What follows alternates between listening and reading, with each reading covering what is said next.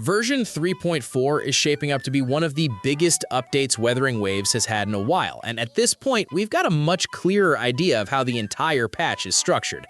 Between the Cyberpunk collaboration, Lucilla's actual kit details, new skins, and even storage optimizations, there's a lot packed into this update, and some of it looks way more impactful than people initially expected.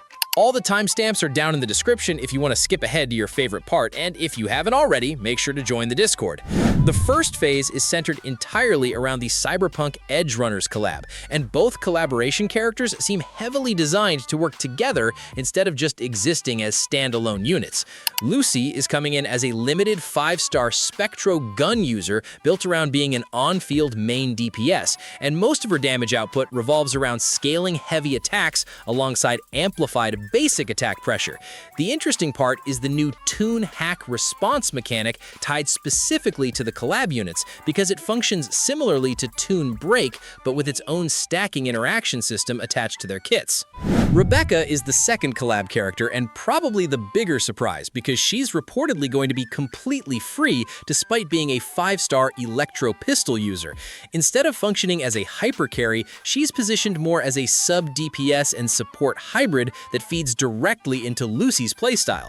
Her outro skill gives a 15% damage amplification buff alongside a massive 40% heavy attack boost, which lines up perfectly with what Lucy wants for her rotation. Those bonuses apparently require setup through the Toon Hack mechanic first, so there's still some ramp involved, but the synergy between the two units feels extremely intentional. It looks less like two separate collab characters and more like a complete paired archetype designed around chaining buffs and maintaining pressure through heavy attack-focused gameplay. What's interesting is that the collaboration mechanics don't seem to be universal additions to the game either. Right now, the Toon Hack system appears exclusive to Lucy and Rebecca, which makes these units feel mechanically distinct from the rest of the roster, rather than just themed crossover characters with standard kits attached to them. Then, in the second half of the patch, the focus shifts completely toward Lucilla, and her leaked kit ended up being far broader than most people expected. Early assumptions were that she'd mainly exist as a niche Glacio support, but the current information points toward her becoming useful across multiple archetypes because of how her resonance modes work. Lucilla is a 5-star Glacio rectifier user with two separate operational states in her kit.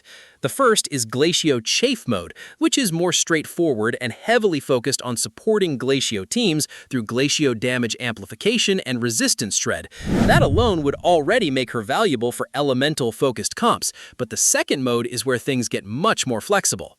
Her Echo mode reportedly buffs Echo skill damage alongside crit damage amplification, which potentially opens her up to teams outside of pure Glacio setups. If the current leaks are accurate, she can support up to 4 Echo skill activations while maintaining those buffs, and that immediately gives her relevance in Echo-centric team structures, instead of locking her into one elemental niche. The execution side also sounds fairly demanding, because her timing mechanics are supposedly closer to Sanwa-style inputs.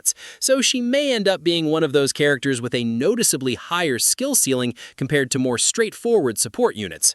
One of the more important updates, honestly, has nothing to do with banners at all.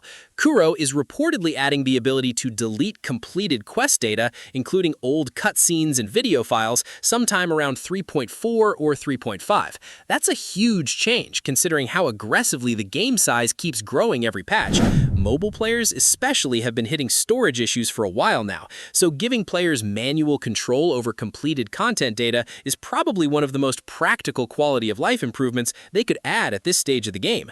Overall, 3.4 feels stacked from multiple angles instead of relying on one headline feature. The Cyberpunk collab introduces completely unique mechanics and a fully connected duo playstyle. Lucilla looks significantly more versatile than people originally expected. The cosmetic lineup is expanding again, and the storage optimization changes solve a problem players have been complaining about for months.